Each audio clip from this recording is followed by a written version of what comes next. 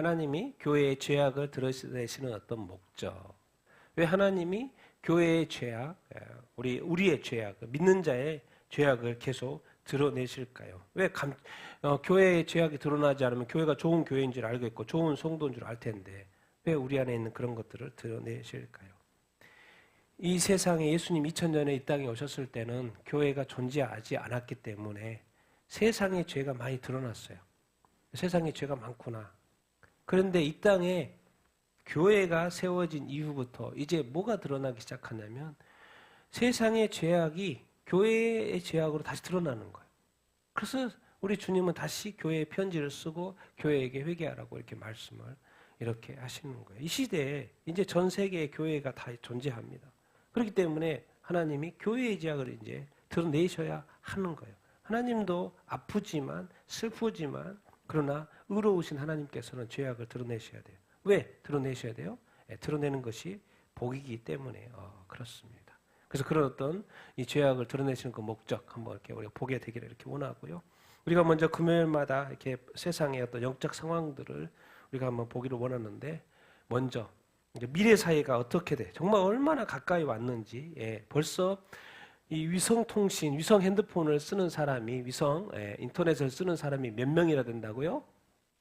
400만 명이나 됩니다. 전 세계에 좀 비싸죠. 아직 월 비싼데 매월 내는 비용이 비싼데도 불구하고 가입자 수가 400만 명.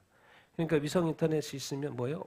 전 세계 어디에 가나 사용할 수 있는 거예요. 끊기지 않는 거예요. 대단하지 않습니까? 복잡하지도 않고 그것만 있으면. 그러니까 당연히 이제 폰들이 폰에다 우리가 쓰는 폰에다가 그 위성통신 지원할 수 있는 어떤 기능이 들어간 거죠. 벌써 인증 확인이 됐죠. 그러니까 이제 앞으로 나온 폰은 뭐겠습니까? 이 폰으로만도 뭐가 되는 거예요? 위성 인터넷을 쓸 수 이렇게 있는 시대가 우리 눈앞에 다가오고 이렇게 있습니다. 이제는 뭐 땅에 어떤 기지국을 여기저기 세워서 뭐 복잡하게 할 필요가 없어요. 이미 하늘에 위성들이 돌고 이렇게 있고 앞으로도 뭐 6,000개나 더 많은 위성을 쏘게 되고 이미도 많지만은 그래서 몇 년 내에는 이제 뭐요? 전 세계가 완전 위성 인터넷이 지원되는 시대로 우리가 접어들게 된다는 정말 놀라운 시대에 살고 이렇게 있습니다. 이제는 택시도 무슨 택시요? 무슨 택시? 로봇 택시. 이렇게 가다가 이제 어디로 딱 가는 거예요? 완전 자율로 가는 거예요. 그리고 이제 로봇 택시가 언제 출시한다? 다음 달이면 다음 달. 정말 이제는 길거리에 가다가요 운전자가 없는 택시를 볼 수도 있어요. 운전자가 없는 택시를 볼 수 있는 시대가 성큼성큼 다가오고 있습니다. 왜 그래요? 기술이 발전되어 있고 이제는 위성이 너무나도 많이 떠 있기 때문에 이 모든 것이 될 수 있는 환경이 되는 거예요. 환경이. 그러다 보니까 기술도 옛날에는 뭐 해도 이게 할 수가 없는 그런 구조였는데 지금 워낙 기술이 좋고 위성도 있고 하다 보니까는 이제는 뭐요? 이 기술이 이제 나오기 시작한 거죠. 로봇택시. 그럼 로봇택시만 있겠습니까? 이제 전쟁 요즘에 많이 하죠. 옛날에는 뭐 화염하고 이렇게 하는데 이제는 이제 뭐요? 군인처럼 총을 가지고 총알이 장전된 상태에서 AI 소총으로 무장한 로봇개가 이미 공개가 됐잖아요. 그러면 이런 것들이 이제는 뭐 전쟁에 투입이 되죠. 그러니까 지금처럼 이제 이스라엘 같은 경우 땅굴이 있으면 땅굴에 사람이 안 들어가죠. 누가 들어가요? 로봇이 들어가는 거예요. 로봇이 들어가서 총 쏘고 또 로봇에다가 카메라 달면 또 카메라 그 안에도 다 볼 수 있고 이것이 이제 생각을 해봅시다. 이것이 이제 전쟁용 로봇 개가 될 수 있게 있는데 이게 이제 어려운 지역에 땅굴에 뭐 광산에 이런 거 다 넣을 수 있잖아요. 사실은 엄청나게 좋은 시대입니다. 이제 전쟁도 로봇이 하고 이제 로봇 개가 이제 개지만은 나중에 누가 하겠어요? 로봇이 하겠죠. 그런 시대에 워낙 이제 기술이 발전하다 보니까 이제 로봇 개가 진짜로 총을 쏘는 로봇 개.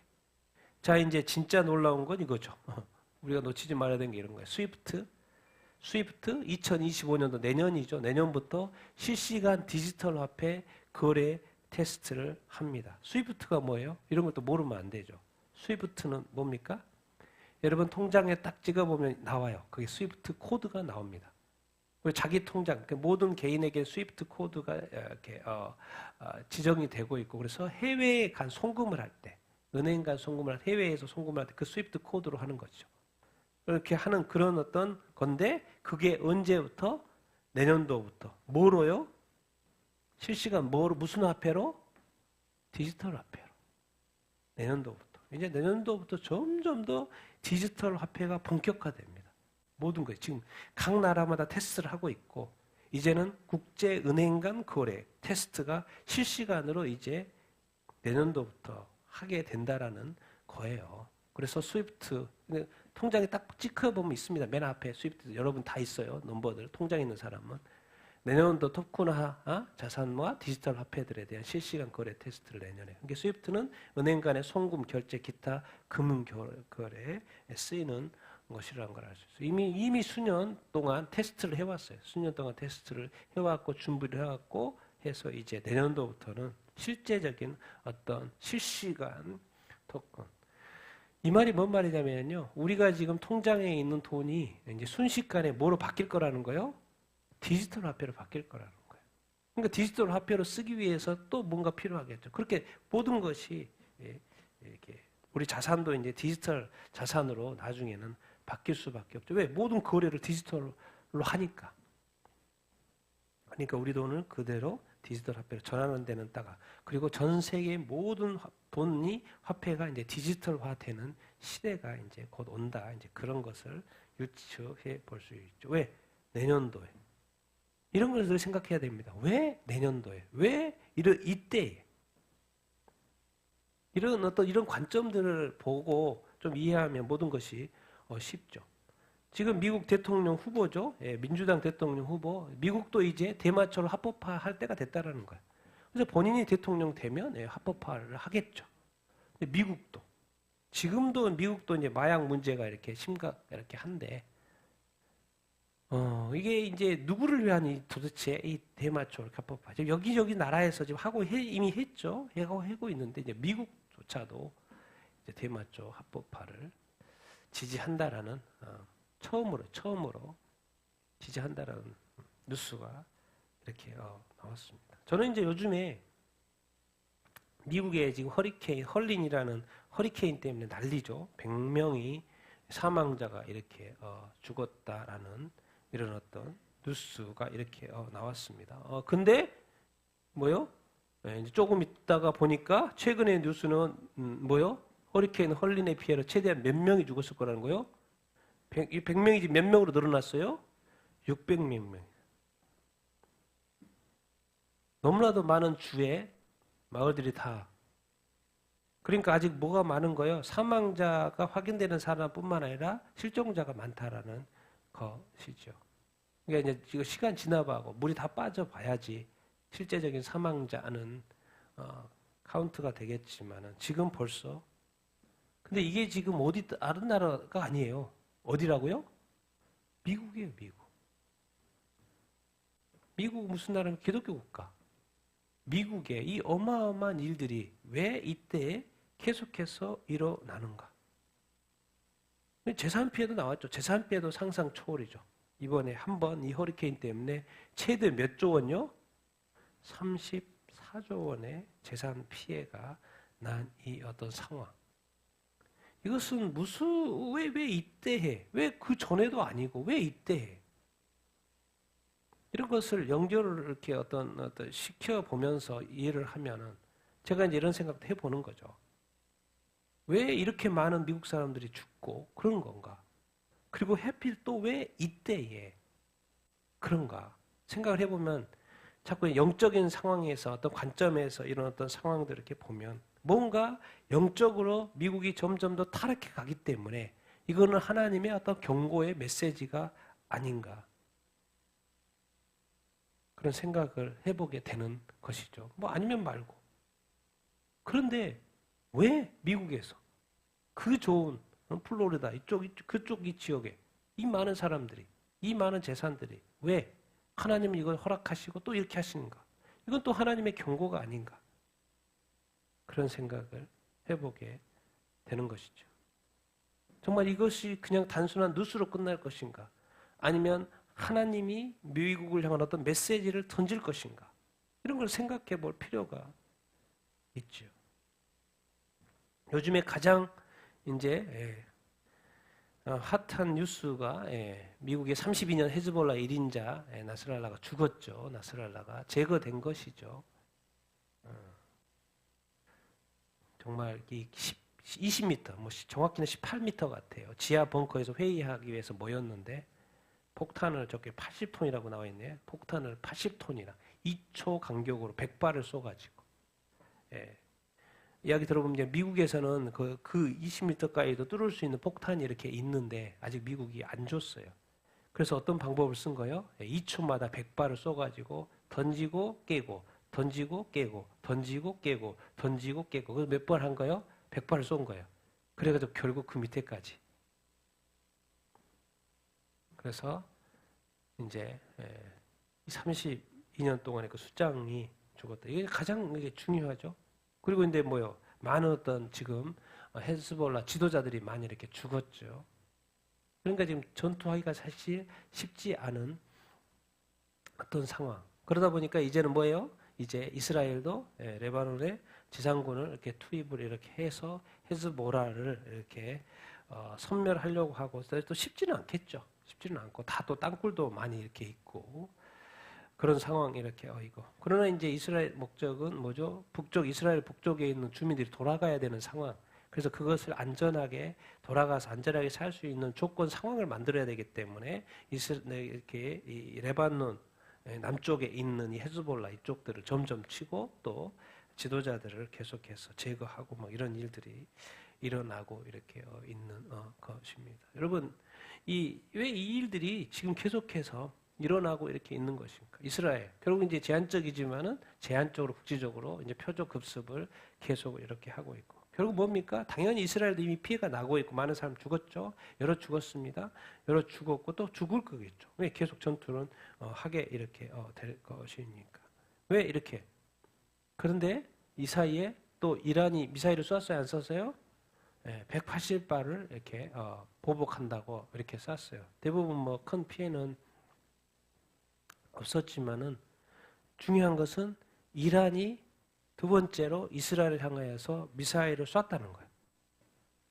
이게 이제 무슨 어떤 근거가 됩니까? 다시 이스라엘이 이란을 공격할 수 있는 근거가 되죠. 그래서 요즘 뉴스에는 뭐라고 나와요? 오늘이 사실 이스라엘의 새해, 유대력으로 새해인 나팔절입니다. 이스라엘의 새해는 언제부터 시작하는 거예요? 저녁부터 시작하잖아요. 저녁부터이기 때문에 저녁부터 내일, 그러니까 어제부터 오늘 저녁 6시, 낮 6시까지겠죠. 그러니까 나팔절 기간인 거죠. 그리고 이제 뉴스가 어떻게 해요? 이 유대 나팔절이 지나면 뭐요? 공격할 것이다. 이란을 공격할 것이다. 이런 뉴스가 이렇게 나오고 이렇게 있습니다. 그러면 뭐 그때일 수도 있고 나중일 수도 있고 어쨌든 조건은 충족이 됐어요. 이스라엘이 이란을 칠 수 있는 조건이 충족이 됐어요. 그러면 어디를 칠까? 요즘 뉴스 다 나오고 있죠. 다 설명해줘요. 이스라엘이 이제 공습 대가를 치를 것이라고 말을 하고 있고 이란은 또 한 번 언론하고 추가 도발이 없으면 보복하겠다. 우리는 끝내겠다라고 언론했어요. 왜? 자기네들의 피해가 예상이 되니까. 무슨 피해? 지금 무슨 이야기가 나오고 있습니까? 첫 번째, 이스라엘이 어디를 때릴 거라는 거요? 석유시설을 때릴 거라는 거예요. 이스라엘은 이란 석유시설을 대적으로 폭격할 거라는 1차적으로 석유시설. 경제가 그란도 경제가 안 좋은데 경제가 망가지는 것은 최악이겠죠. 자, 두 번째, 어디를 칠까요? 이란이 어디요? 이스라엘이 이란의 핵시설을 공격할 확률이 높죠. 그래서 계속 신문이 뉴스에 이란의 2차 보복은 이스라엘이 어디를 칠 거다? 핵시설을 때릴 거다. 여러분 어떻게 생각합니까? 때릴 것 같습니까? 안 때릴 것 같습니까? 때릴 것 같죠. 네. 자, 요즘 또 뉴스 이란의 핵 능력은 6개월 내에 핵탄두를 몇 개나 확보한다고요?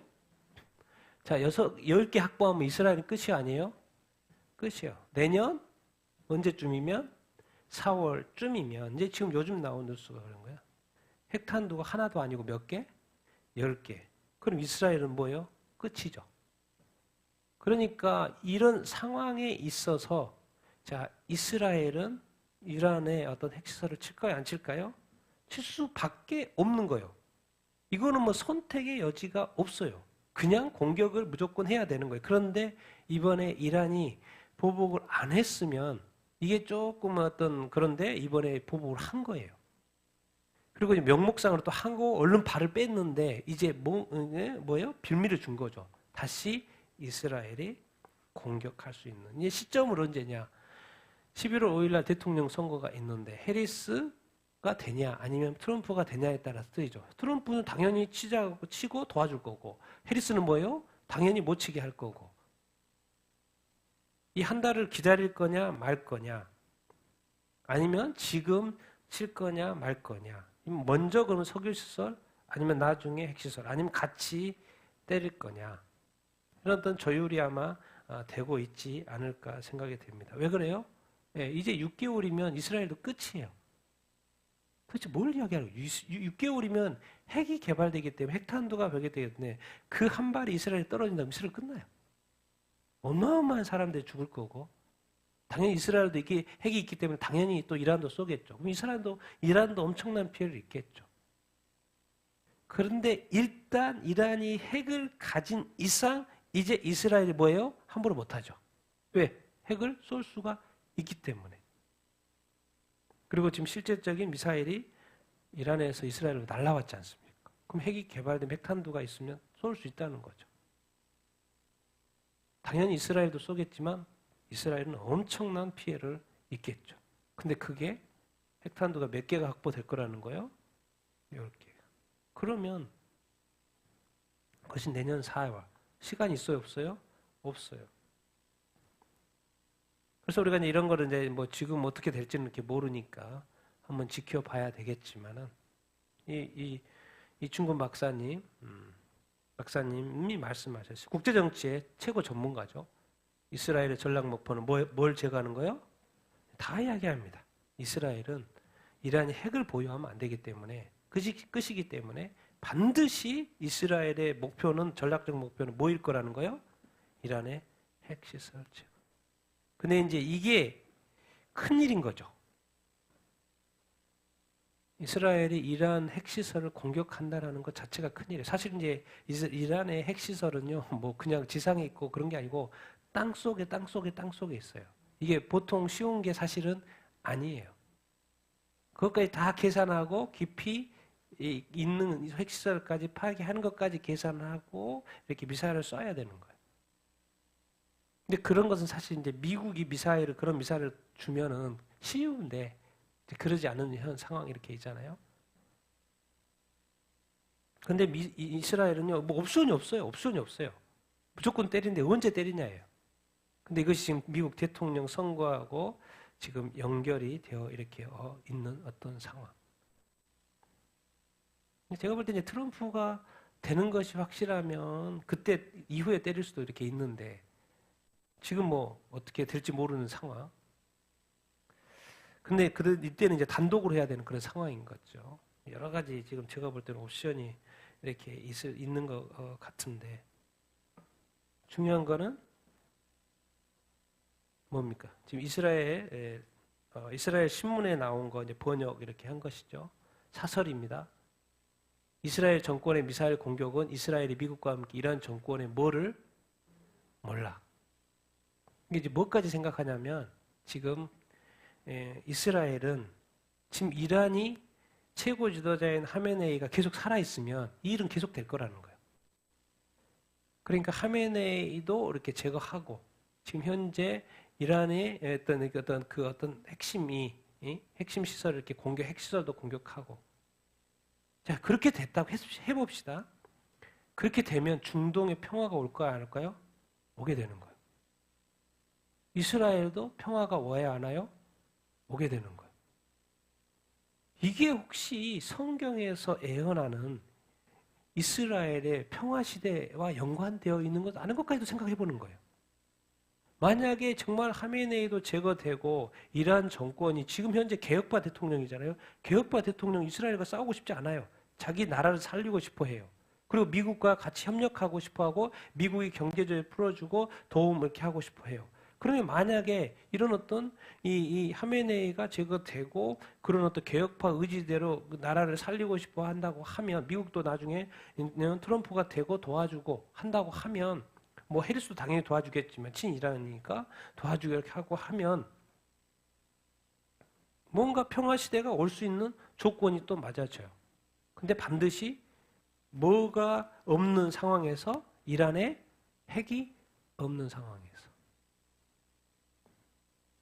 근데 이제 중요한 것은 지금 이 시대에 모든 나라가 뉴스를 통해서 이스라엘의 이 팔레스타인과 하마스와 헤즈볼라와 또 이란의 전쟁을 지금 눈에 보고 있어요. 그리고 그것이 점점 더 확장되고 있는 것을 보고 있어요.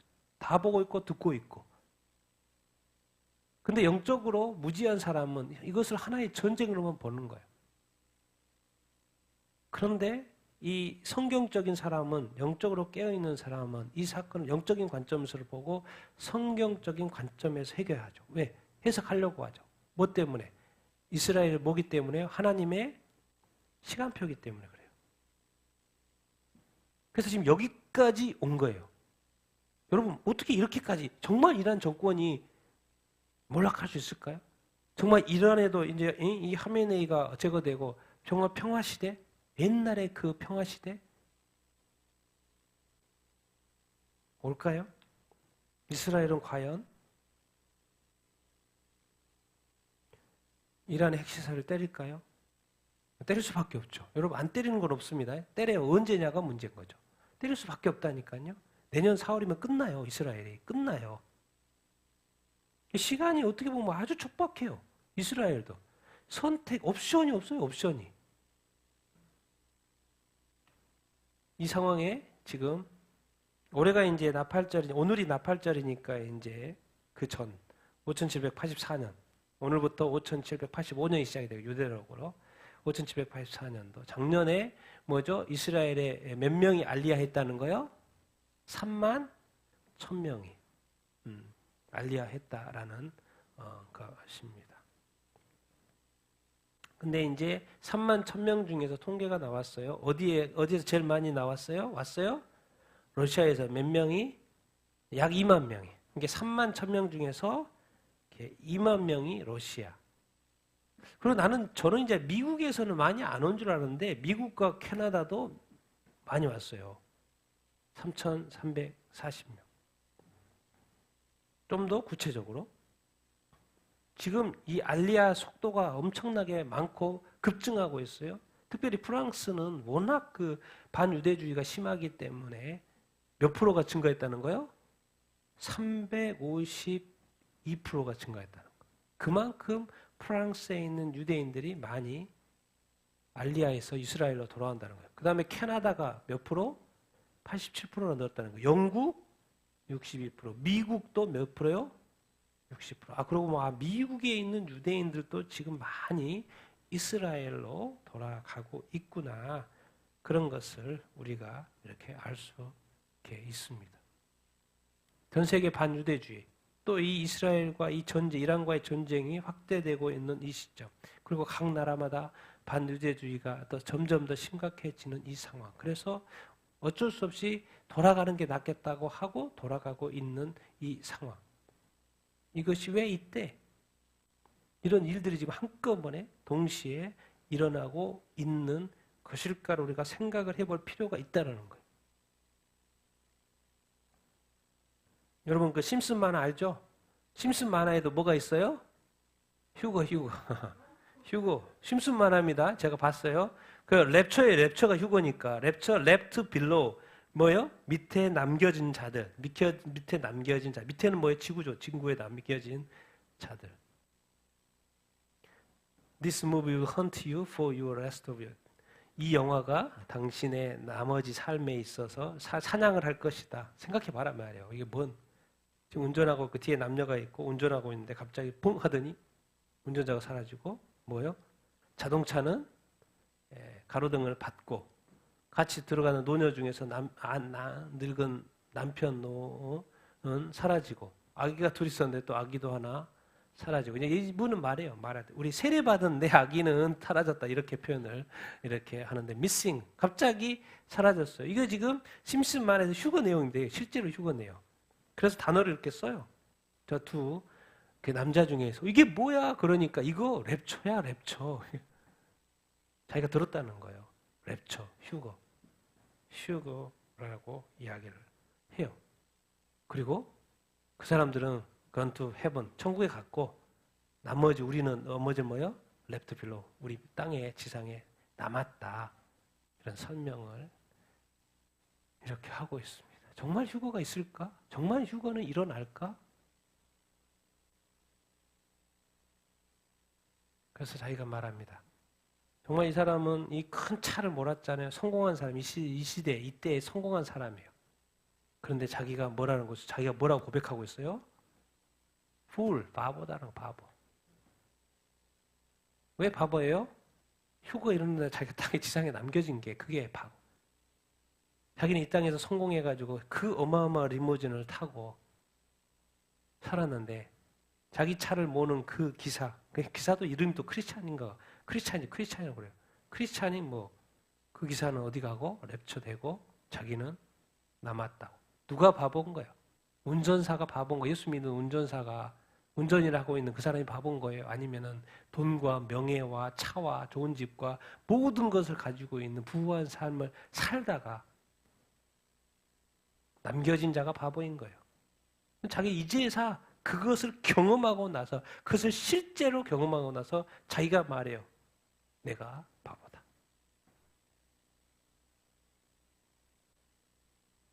종교가 나옵니다. 종교. 지금 이제 뭐요? 어파클리스트. 이제 재앙이죠. 재앙. 우리가 고통을 받을 수밖에 없다. 우리 모두가 we must suffer. 우리는 고통을 받을 수가 없는데 모든 종교, 나는 생각했다. 모든 종교가 하나님께로 가는 거라고. 당연히 모든 종교가 믿으면 각 모든 종교가 지금 최근에 말한 교황이 말한 대로 하나님께로 가는 길이라고 말했다. 그런데 랩처가 일어났어요. 근데 남겨져 있어요? 안 남겨져 있어요? 남겨져 있어요. 어파클리스티스 그러면서 사탄 그 배경에는 늘 누가 있는 거예요? 사탄이 있는 것이죠. 남겨졌다는 거. 그게 증거인 거죠. 그리고 이제 여기서 잘못됐다는 거죠. 여기서 게이라는 단어가 나오고 게이라는 단어가 나오고 또 뭐냐면 이 여자가 하는 말이 그 사이언스 얘기예요. 우리는 과학을 믿었고 뭐 이런 이야기를 해요. 그런데 남겨졌고 또 뭐를 경험하고 있는 거예요, 지금? 이 재앙, 심판을 경험하고 있는. 여러분, 세상 많아도 그냥 랩처, 휴거 이야기해요. 근데 놀라운 거 우리나라는 뭐예요? 휴거 이야기하면 1992년. 그것만 생각해요. 미국에서는 그냥 만화가 나와가지고 누구나 보는 걸로. 아, 저런 랩처가 있구나. 남겨진 사람이 있고, 랩처 당한 사람이 이렇게 있고. 여러분, 이런 걸 보면은 이게 제가 이제 왜 이런 이야기를 자꾸 하냐면 지금 이 세상에 돌아가는 이 모든 일들이 하나같이 맞물려 돌아가고 이렇게 있는 이 상황에 뭐예요? 뭐가 점점 더 가까워 오고 있다는 거예요? 이 랩처가 가까우고 있다는 거예요, 지금.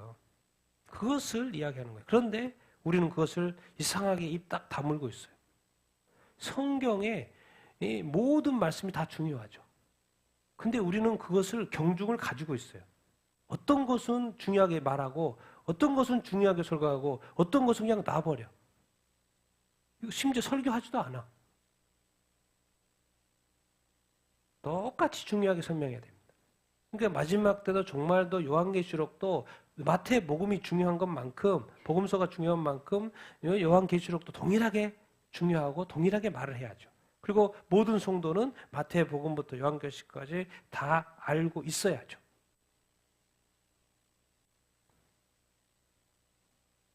그런데 세상에 무게가 있는 목사님이나 성도나 교회는 뭐요? 당연히 뒤쪽으로 갈수록 점점 더 무관심한 거고. 또 어떤 사람은 현재의 삶을 또 너무나도 막 무시하고 또 이렇게 요한계시록에 막 종말에 막 이렇게 빠져가지고 무게중심이 그렇게 해서 침몰한 사람도 있고. 동일하게 중요한 거죠. 동일하게 중요한 거예요. 그런데 어쨌든 성경에는 랩처, 휴거를 이야기하고 있고 이미 오래전부터 만화가 나와가지고 다 만화도 설명을 하고 이렇게 있고 그리고 휴거는 이미 성경에서 말하고 있는 거기 때문에 이 일들은 일어나겠죠. 그런데 이 시점이 점점 더 가까우고 있다는 거예요. 이 이스라엘의 시간표를 보니까. 그런데 뭐죠? 최근에 이제 새 총리가 뽑혔죠. 새 총리가. 근데 놀랍게도 이 새 총리가 개신교 집안인 거예요. 몇 대째? 4대째. 평생 기독교 신앙을 가지고 왔다고 고백하고 있어요. 그리고 신사참배 이런 것도 싫어하고. 오, 깜짝 놀랐어요. 4대째 기독교 예수님을 믿는 사람이 이번에 새 총리가 된 거예요. 앞으로 이제 그 행보를 봐야 되고 보아야 되겠지만은 제가 하고 싶은 말이 이건 거죠. 그런데 4대째 새 총리가 일본이 이제 이번에 됐는데 일본에서 기독교인이 몇 프로? 0.4%. 여기서는 0.5%. 보통 이제 우리가 0.5%. 1%가 안 되는 일본. 1억 2천의 사람이 사는데 기독교 역사가 또 긴데 아직까지도 복음화율이 너무나도 낮은 거예요. 일본은 성경은 오래전부터 나왔죠. 그런데 복음화율이 일본은 800만의 신이 있는 그 어떤 영적 상태가 쉽지 않은 게 복음 전해가 또 쉽지 않은 그런 어떤 상황. 그리고 주님 다시 오실 때가 됐는데 복음화율이 너무 낮은 거죠. 선교사의 무덤이라고 보통 일본을 이야기를 이렇게 하죠. 그래서 정말 이 랩처를 이야기하고 휴거를 이야기하고 있는 이 시점에 우리나라는 뭐 벌써 뭐 25%, 30%까지 이야기하니까 예수님 모르는 사람이 누가 있어 우리나라에. 그런데 일본은 복음화율이 1%도 안 된다. 참 이게 두려움과 떨림이 이렇게 있습니다. 왜? 예수 믿어야지 구원 받는데 예수님을 대부분이 믿지 이렇게 않고 있으니까. 근데 어쨌든 하나님이 왜 이때 일본에 4대째 크리스찬인 새 총리를 세웠을까? 예수님 믿는 믿음이 진짜라는 것을 드러내는 거죠. 어디에요? 일본에. 예수 믿는. 그런데 이제 일본 사람들은 이것을 영적으로 해석을 못하겠죠. 그냥 하나의 총리고 몇 번 총리가 되게 시도하다가 마침내 됐다. 그러나 이 사람은 믿을 만한 사람이다. 이 정도로 생각하겠죠. 잘 이끌어주겠지. 한일 관계라든가 뭐 이런 거 잘 하겠지. 이 정도로 정치적으로 생각하지 영적인 관점에서 생각하지 않겠죠. 왜 이 땅의 최고의 리더인 사람을 크리스찬으로 이때 세웠을까? 그리고 그것이 4대째. 어떻게 4대째 믿고 있지? 이런 고민을 하는 일본 사람들이 생길까? 그리고 나도 예수님을 믿어야지라는 생각을 하게 될 사람들이 몇 명이나 될까? 하나님은 다양하게 메시지를 전하고 있어요. 선교사님을 통해서 또 그 일본도 교회들이 있으니까 교회의 전도를 이렇게 통해서 이젠 또 총리를 세워서 다니엘과 같은 상황 아닙니까? 성에서 또 예수님이 실제하시고 이분이 왜 이 어마어마한 덕망 있고 이 정치인이 우리 일본사의 탑이 예수님을 믿어? 왜? 그럼 예수님 존재하는 건가? 그런 고민을 하게끔 하는 어떤 시도가 아닌가 하나님께서 일본에 던지는 메시지인 거죠. 근데 과연 그 메시지를 받을 사람이 몇 명이나 될까? 그런 고민. 그리고 또 일본을 위해서 계속 기도해야 하겠죠. 점점 더 미국입니다. 미국 젊은 여성들은 교회를 떠나요. 한국도 당연히 계속 그럴 거라는 것이고. 왜? 이유를 설명해 놨어요. 여성의 활발한 사회 참여가 첫 번째. 두 번째는 뭐예요? 성평등인식. 세 번째, 교회 문화의 부조화. 여기서 제가 말하고 싶은 건 뭐예요? 성평등인식. 교회가 이 사회적인 성, 생물학적 성만 인정하고 사회적인 성을 인정하지 않네, 젠더를 인정하지 않네, 낙태를 인정하지 않네. 젊은 여성들은 다 자기 마음대로 살고 싶고 자기의 권리대로 누리고 싶고 다 그러고 싶은데 교회는 그런 걸 다 허락하지 않는 거예요. 그러니까 젊은 여성들이 자꾸 떠나요, 안 떠나요? 떠나요. 교회는 제한하니까 나에게 자유를 주는 세상으로 떠나는 거죠. 누구를 버리고? 주님을 버리고. 한국도 이거죠? 한국도 이제 10월 27일, 이번 달이죠? 10월 27일 날. 지금 아마 대한민국의 큰 교단들이 대부분 참여합니다. 그래서 아마 100만 명 모일 것 같아요. 큰 교회들 다 모입니다. 이번에. 오히려 안 모이는 교회가 이상하게 될걸요? 이번에는. 이미 큰 교단들이 다 참여하는 걸로 지금 이미 결의를 했기 때문에. 왜? 이번 9월달에 총회가 있었잖아요. 대부분 결의했어요. 참여하는 걸로. 그렇기 때문에 진짜 100만 명 모일 수 있어요. 10월 27일 날.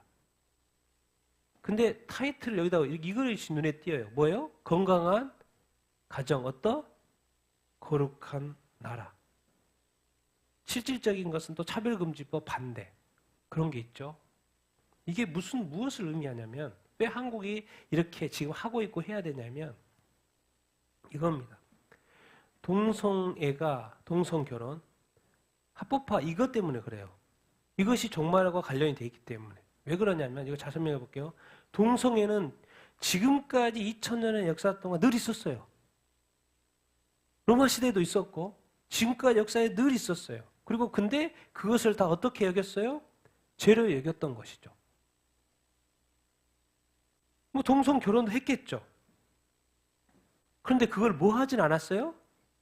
합법화하진 않았어요. 왜? 그것을 다 죄라고 여겼고 불법이라고 여겼기 때문에. 그렇기 때문에 2000년 동안 뭐가 지켜진 거예요? 가정이 지켜졌고 사회가 지켜졌어요. 근데 종말의 때가 언제냐? 동성결혼, 동성애가 뭐가 되면 합법화가 되는 거예요. 성경은 이것을 죄라고 하는 이유가 뭐냐면 이것이 뭐기 때문에 뭘 파괴하기 때문에 가정을 파괴하기 때문에 그렇습니다. 자, 가정이 파괴가 된단 말이 뭔 말이에요? 동성끼리 결혼하면 애를 낳을 수 없죠. 그러면 그 대에 끝난다는 것이잖아요. 그럼 가정이 파괴되는 거예요.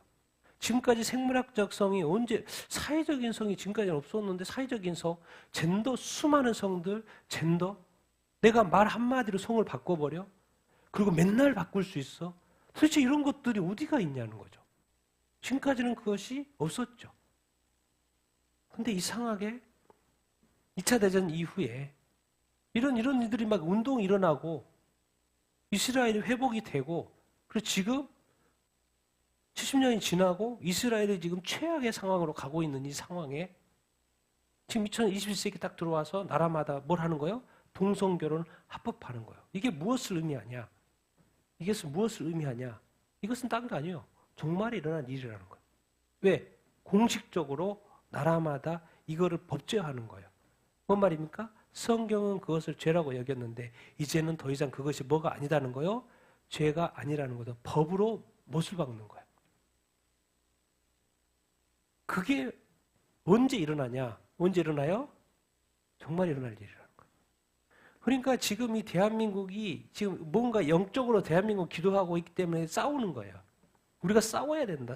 이거 싸워야 된다. 그런데 놀랍게도 이번에 그것이 먹히고 있고 10월 27일 날 교단마다 지금 이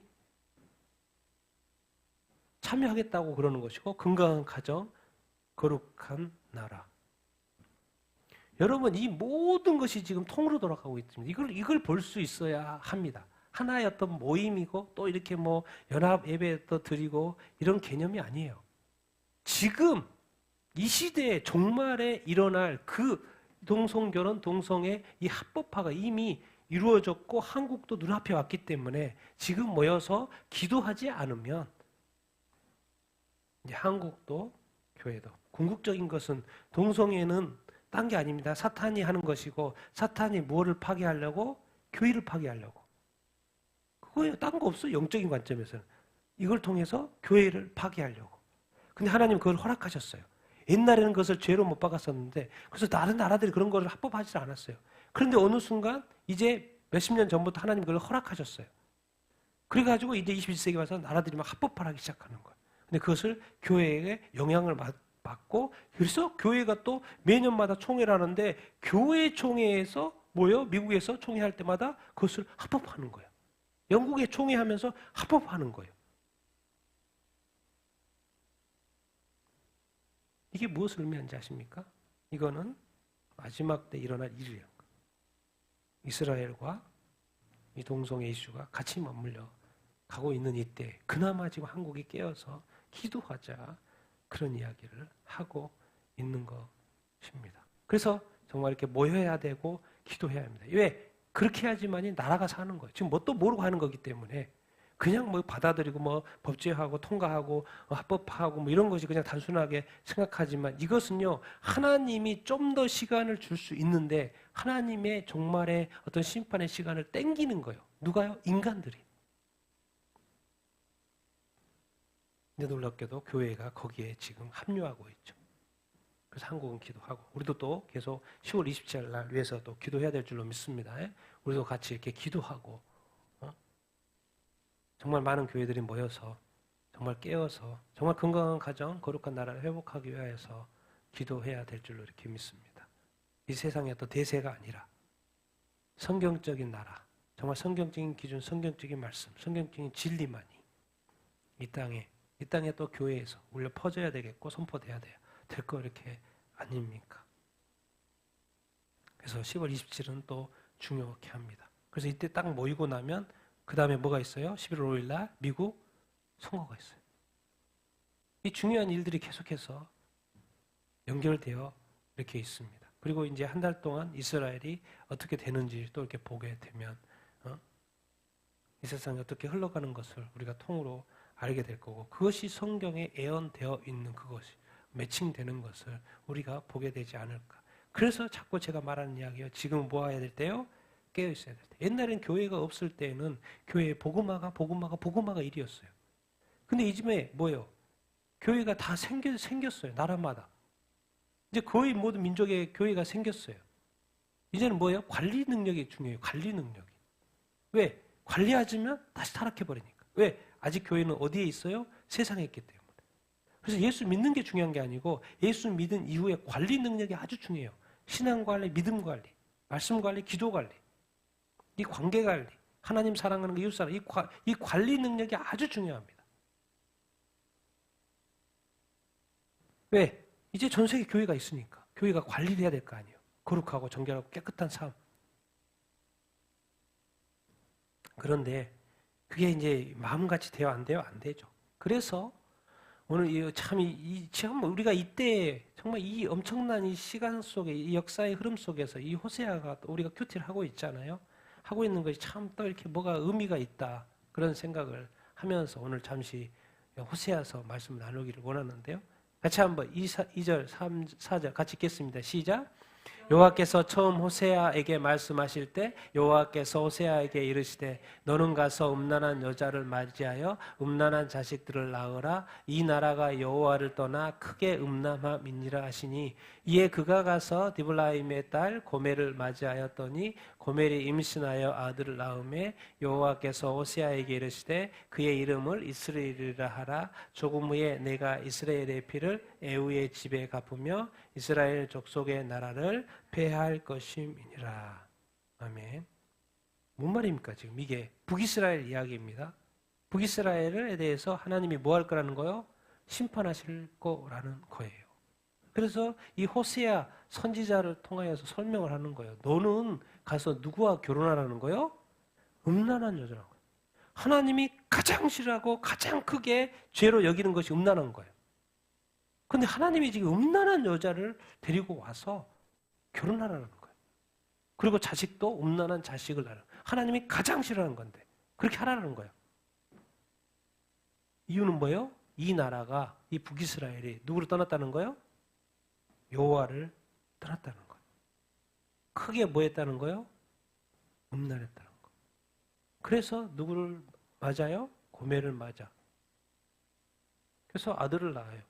하나님이 이름을 지어줘. 이렇게 지으라는 거예요. 자기가 지은 게 아니에요, 호세아가. 하나님 이름을 지어줬어요. 누구라고? 이스라엘이라고. 그래서 내가 이스라엘의 피를 누구의 집에서 누구 집에 갚는다? 에후. 에후가 누굽니까? 에후 집안이 마치 에후 집안을 말하는 거예요. 에후가 누구예요? 북이스라엘을 이세벨의 아내를 얻어가지고 완전히 쑥대밭으로 만든 우상숭배의 땅으로 만든 그래서 에후 때문에라도 하나님이 화가 나가지고 이스라엘을 망하게 할 수밖에 없을 정도의 하나님의 크게 분노를 일으켰던 그 에후 왕. 그 에후의 이 집안에 갚을 것이며 이제 어디까지 패한다는 거요? 북이스라엘의 이스라엘 족속의 나라를 뭐 할 거라는 거요? 패하라는 거예요. 어떻게 이럴 수 있지? 하나님을 뭐 했기 때문에? 하나님을 뭐 했기 때문에? 떠났기 때문에. 이제 바알 숭배로 간 거죠. 바알 숭배.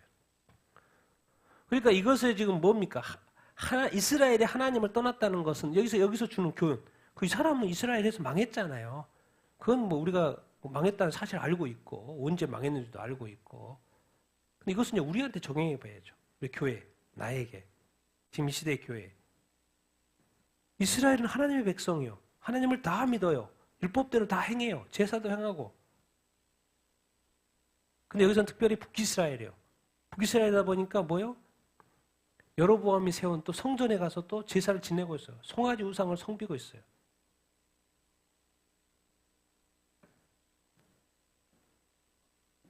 사마리아 여인이 말이에요. 예수님이 오셨는데. 우리는 제사를 여기서 지내는데 왜 꼭 예루살렘에 가서 저 예배를 드려야 돼요? 예배에 대해서 이야기를 했죠. 북이스라엘이 자꾸 우상숭배를 하면서 이 습관 문화에 젖어 있다 보니까 심지어 하나님을 믿는 이스라엘조차도 하나님을 떠나야 안 떠나요? 떠나요. 이 시대의 교회가 하나님을 떠날 수 있을까요? 안 떠날까요? 떠나죠. 얼마나 많은 예수 믿는 사람들이 교회를 떠납니까? 믿음을 버립니까?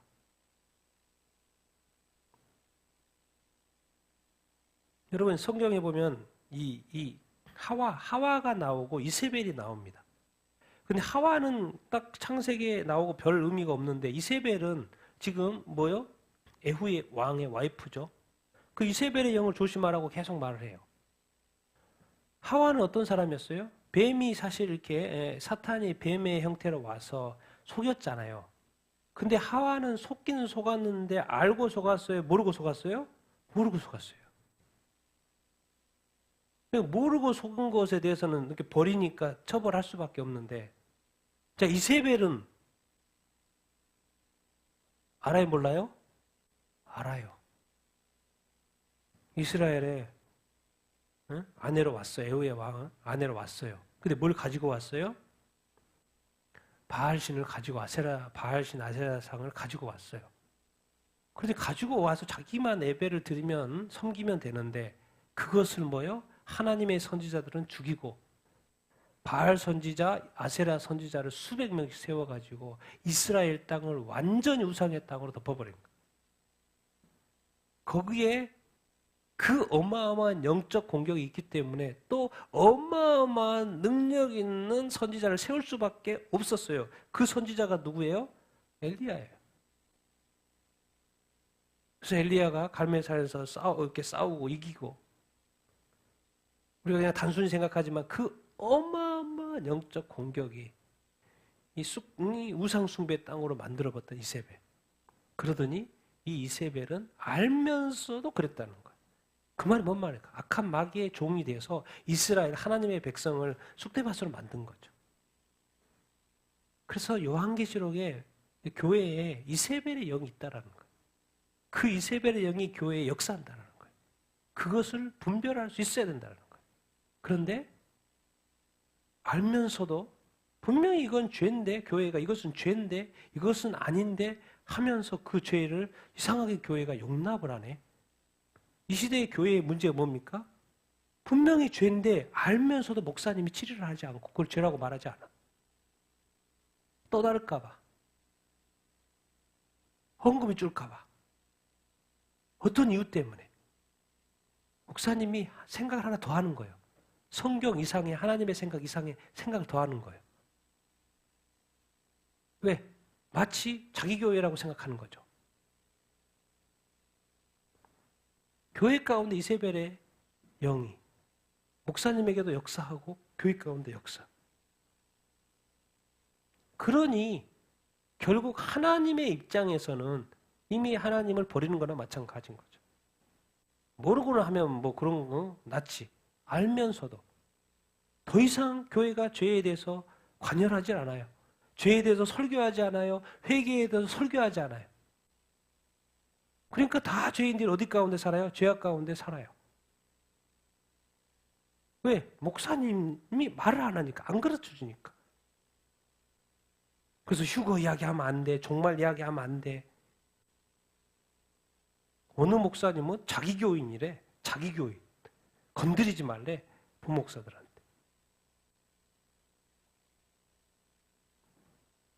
하나님이 떠난 북이스라엘에 대해서 하나님이 망하게 할 거라고 말씀을 하고 있어요. 그러면서 이런 말씀을 또 하시죠. 같이 한번 9절까지 읽겠습니다. 시작. 고멜이 또 임신하여 딸을 낳음에 여호와께서 요세아에게 이르시되 그의 이름을 로르하라 하라. 내가 다시는 이스라엘 족속을 긍휼히 여겨서 용서하지 않을 것입니다. 그러나 내가 유다 족속을 긍휼히 여겨 그들의 하나님 여호와로 구원하겠고 칼이나 전쟁이나 말과 마병으로 구원하지 아니하리라 하시니라. 고멜이 로르하마를 젖된 후에 또 임신하여 아들을 낳음에 여호와께서 이르시되 너희는 내 백성이 아니요 나는 너희 하나님이 되지 아니할 것입니다. 지금 무서운 이야기를 하고 있는 거예요. 딸이 낳는데 이름 또 지어줘요. 로르하마라고 해야 된다. 로르하마라고 지어라. 내가 다시는 이스라엘 족속을 우상 숭배하는 거죠. 이스라엘 족속, 하나님을 떠난 이스라엘 족속을 긍휼히 여겨 뭐 하지 않을 것이라는 거예요? 용서하지 않는다는 거. 뭔 말입니까? 심판하시겠다는 거. 멸망시키겠다는 거. 그런데 이스라엘 족속은 그렇게 할 텐데 남유다, 유다 족속은 긍휼히 여겨서 그들의 하나님 여호와로 뭐 하겠다는 거예요? 구원하겠다는 말을 하는 거예요. 그러니까 누구는 멸망시키고 누구는 구원하겠다고 말을 하는 거예요. 그것도 활과 칼과 전쟁, 말, 바병 이런 걸로 안 한다는 거예요. 그냥 하나님께서 하시겠다는 거. 확실하죠? 두 번째, 세 번째 아들 낳았어요. 또 하나님이 이름을 줘요. 뭐라고요? 로암미. 뜻은 너희는 내 백성이 아니요. 나는 너희의 하나님이 되지 않고. 지금까지 내 백성이었고 지금까지 내가 너의 하나님이었는데 이제는 관계 끊는다는 거야. 관계 끊는다는 거야. 뭔 말입니까? 하나님을 떠나니까 나도 너희 싫다는 이제 말씀을 이렇게 하시는 거예요. 이런 것을 통해서 우리가 이 시대에 우리한테 적용해보면 뭐예요? 나는 과연 하나님이 버리고 싶어하는 사람인가? 버리고 싶어하는 그런 삶을 살고 있는가? 아니면 나는 하나님이 구원하고 싶어하는 사람인가? 하나님이 좋아하는 사람인가? 하나님이 기뻐하시는 삶을 살고 있는 것인가? 나는 이스라엘 족속처럼 하나님이 용서하고 싶어하지 않는 삶을 사는 것인가? 아니면 유다 족속처럼 하나님이 긍휼히 여겨주고 구원하시고자 하는 그런 어떤 삶을 사는 것인가? 여러분, 하나님은 사랑의 하나님이지만 의로운 하나님이에요. 그리고 하나님은 철저하신 하나님이고 확실하신 하나님이에요. 그리고 구체적인 하나님이에요. 그리고 따지시는 하나님이에요. 사랑으로서는 은혜가 있지만은요, 이 의의 하나님에게 있어서는 1부터 100까지 다 따집니다. 정말 우리는 하나님한테 긍휼을 여김을 받을 것인가? 아니면 용서함도 받지 못하는 그러한 삶인가 사람인가? 우리가 이런 것을 생각해 봐야죠. 지금 여기저기 전 세계 이런 재앙들을 하나님이 왜 허락하실까? 그 재앙에는 또 어떤 의미가 있는 것인가?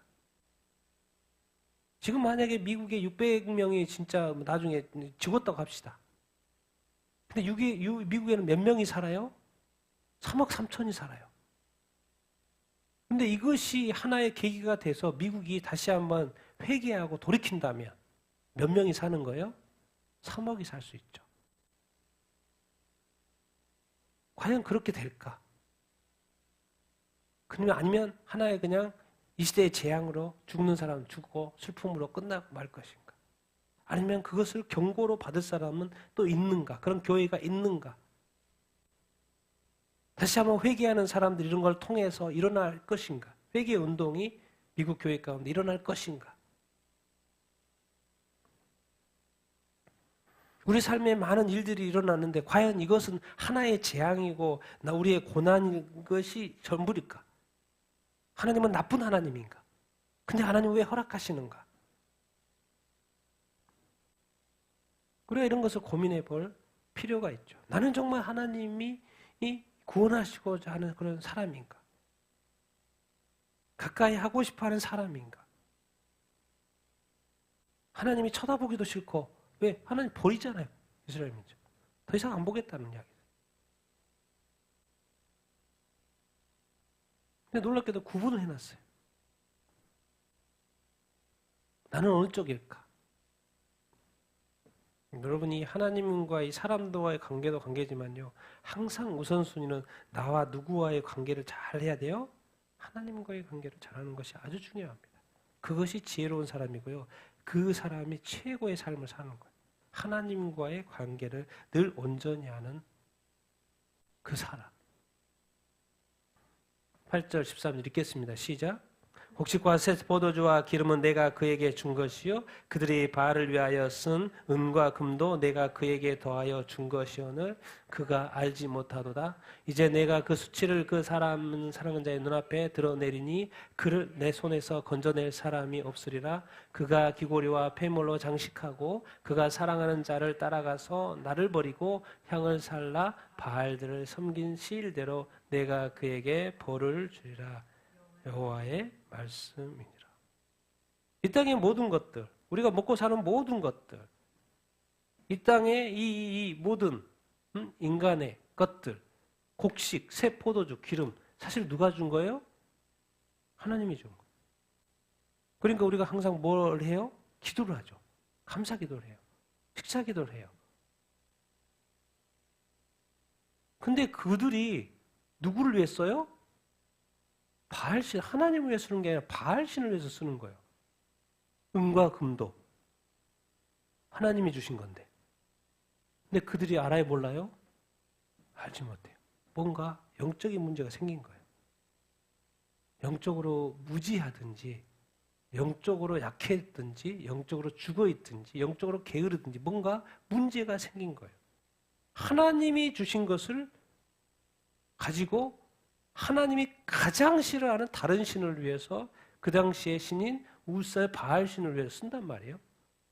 하나님의 관점에 있을 수 없는 일인 것이지요. 그러니까 하나님은 이제 뭐 하시려고 해요? 뭘 드러내요? 그들의 수치를, 그 사랑하는 우상 눈앞에서 뭐 하겠다는 거예요? 드러내겠다. 하나님이 하시면 뭐 사람이 어떻게 뭐 건질 사람이 있어요? 없죠. 그래서 그가 뭐 폐물로 장식하고 예쁘게 하고 뭐 우상 섬길 때도 얼마나 아름답게 합니까? 다 꾸미고 다 꾸미고 그가 사랑하는 자를 위하여 따라가죠. 사랑하니까 따라가겠죠. 왜 따라가요? 왜 섬겨요? 사랑하니까. 누구를 잊어버리고? 나를 잊어버려. 하나님을 잊어버리고 향을 살라. 누구를 섬겨요? 바알들을 섬긴다. 그리고 그 시일대로, 더 무서운 말은 시일대로 내가 그에게 뭘 준다? 벌을 준다. 정확하게 내가 그렇게 하겠다고 뭐가 마지막에 있어요? 여호와의 말씀이죠. 하나님이 반드시 하겠다는 말이죠. 하나님이 말씀하신 거예요. 그가 나를 사랑하지 않고 바알신을 사랑하고 다른 것을 사랑한다. 나를 잊어버리고 그쪽에다 향을 사르고 그쪽에 제사하고 바알신을 섬기고 절하고 하나님이 다 보고 있다는 거예요. 근데 하나님이 왜 이런 어떤 수치를 하나님이 왜 이 수치를 드러내려고 하지? 왜 그래요? 하나님이 죄악을 드러내시는 목적이 있죠. 그 죄악이 드러나면 그것이 죄인 줄 알고 깨닫게 되고 다시 회개하고 돌이켜서 뭐가 되기 때문에? 회복되기 때문에. 여러분 이 세상에요 많은 일들이 일어납니다. 결국은 특히나 좋은 일은 기뻐하시고요. 좋아하시고 특별히 안 좋은 일이 일어날 때 혹시 하나님이 나에게 숨겨진 죄악을 드러내실까? 도대체 왜 이것을 깨닫게 하시지? 나로 경험하게 하시지? 뭔가 내 안에 회복돼야 될 것, 회개해야 될 것, 뭔가 잘못된 것은 어두움은 있지 않나? 교회와 어떤 신앙의 회복, 나의 믿음의 어떤 회복. 주님은 라오디게아 교회, 요한계시록 7교회 뜨뜻미지근한 믿음 좋아하지 않는다 그랬어요. 토해버린다 그랬어요. 이것도 아니고 저것도 아닌 건 싫은 거예요. 세상도 아니고 하나님도 아니고 교회도 아니고 세상도 아니고 이런 거 싫어하신다 그랬어요. 나는 하나님의 입장에서 정말 모든 최선을 다해서 자기 아들을 바쳐서 구원하겠다고 다 해서 100% 했는데 믿는 사람이라고 하는데 하나님을 사랑하는 그 정도가 세상 사람들이 세상을 사랑하는 것만큼도 안 해. 사람 사랑하는 만큼도 안 해. 너무 가볍게 여겨. 그래서 성경은 이 첫사랑을 다시 회복하라고 말씀하셔요. 그 하나님, 예수님을 만났던 그 첫사랑 감격, 그 눈물, 그 열정, 그 사랑을 다시 회복하라고 말씀하시는 거죠. 그럼 결국 하나님은 우리의 어떤 죄악들을 자꾸 드러내시는 것은 여러분 이 땅에 목사님의 죄악이 드러나서 목회를 못한다고 하십시다. 그래도 회개하고 천국 가는 게 낫죠. 그것을 또 피하고 그래서 그거 괜찮아졌어. 그럼 그 죄악이 남아있잖아요. 그리고 수많은 교인들이 이 땅의 그리스도인들이 그것에 영향을 이렇게 받았어요. 아, 저렇게 살아도 되겠네. 아이고, 저렇게 권력을 가지고 피하면 되겠네. 그럼 살 수 있네. 명예가 유지가 되네. 돈이 유지가 되네. 은근히 그걸 가르치는 꼴이 되는 거죠. 죄악이 드러났을 때는 폭삭 망하는 게 좋습니다. 확실하게 처벌 받는 게 낫죠. 오히려 감옥에 가는 게 나아요. 확실히 대가를 치르고 나와야 그게 없어져야지. 제로를 상태로 만들어야지. 그것을 자꾸 이렇게 붙들려고 하면 안 돼요. 잘못했습니다. 무릎 꿇고 거지가 되는 게 낫지.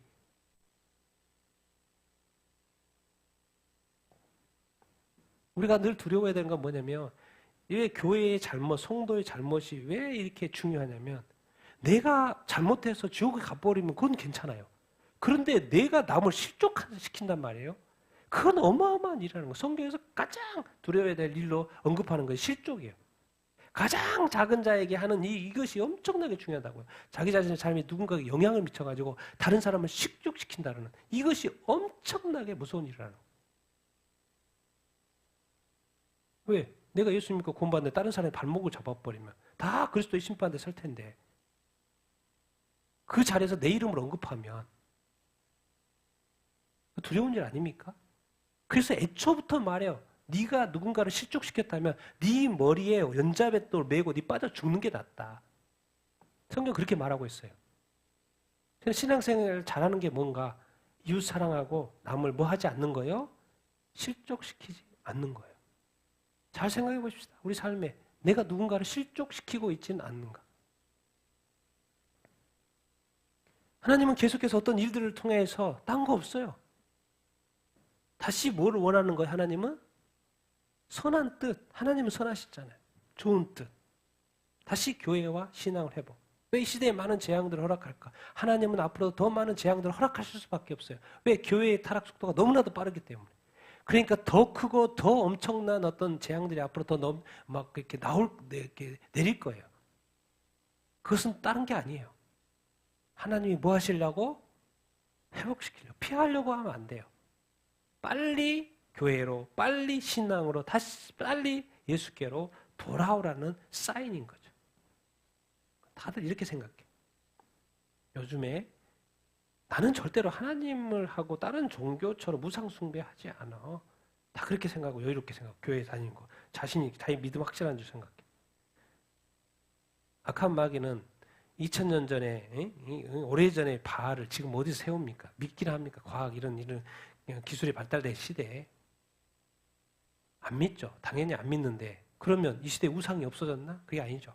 이 시대의 우상은 뭐예요? 이렇게 그냥 쉽게 판단해 보면 됩니다. 내가 하나님보다 더 사랑하는 그 무언가가 있다. 그것이 바로 뭐일 거라는 거예요? 우상이라는 거예요. 내가 하나님을 엄청 사랑해. 근데 내가 놓지 못한 그 어떤 것이 있어. 그러면 그것이 뭐예요? 하나님보다 더 사랑한 거고 그 사람에게는 그게 뭔 거예요? 우상인 거죠.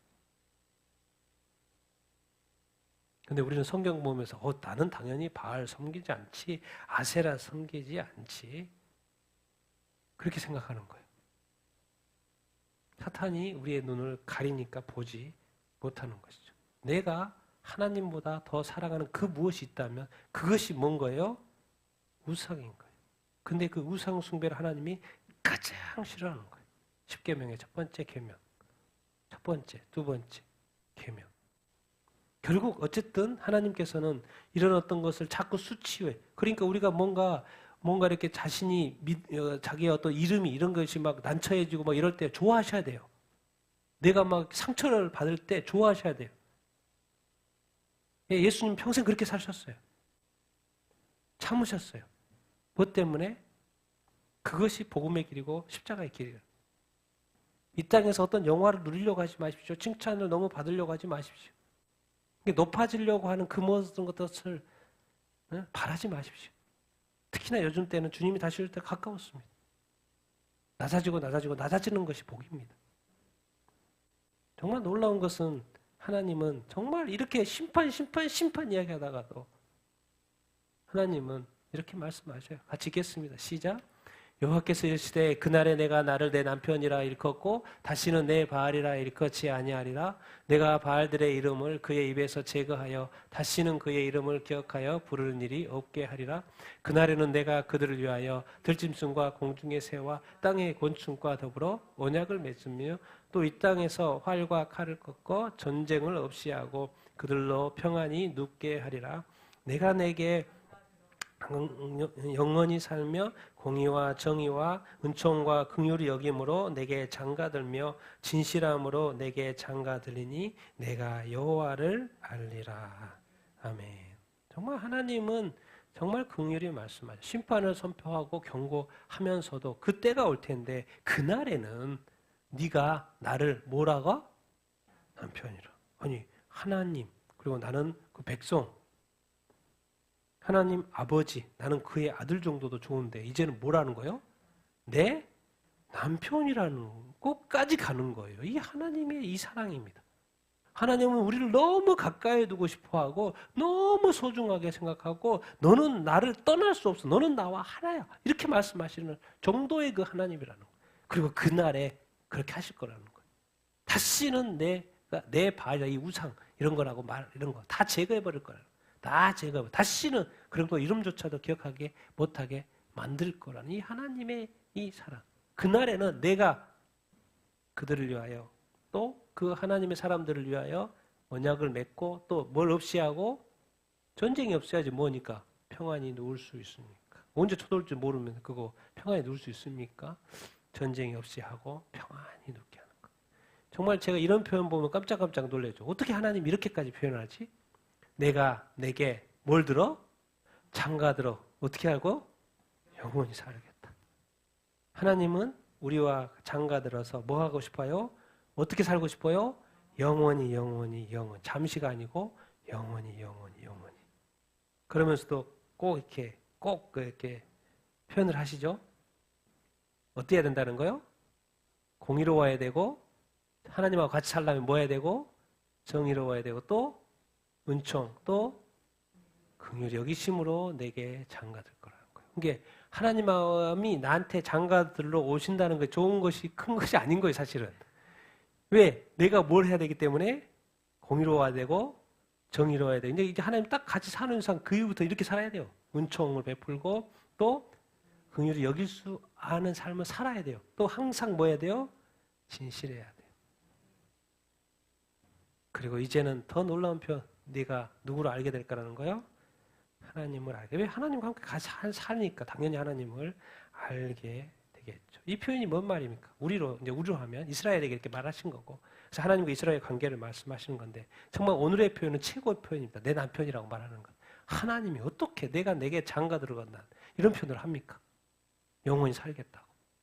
이 말이면 이제 우리에게 이제 예수님과 교회의 관계. 우리가 오늘 찬양에 있었던 것처럼 어린 양이 뭐요? 혼인잔치. 예수님이 신랑, 우리는 예수님의 신부. 이걸 말하는 거예요. 이거 최고의 관계입니다.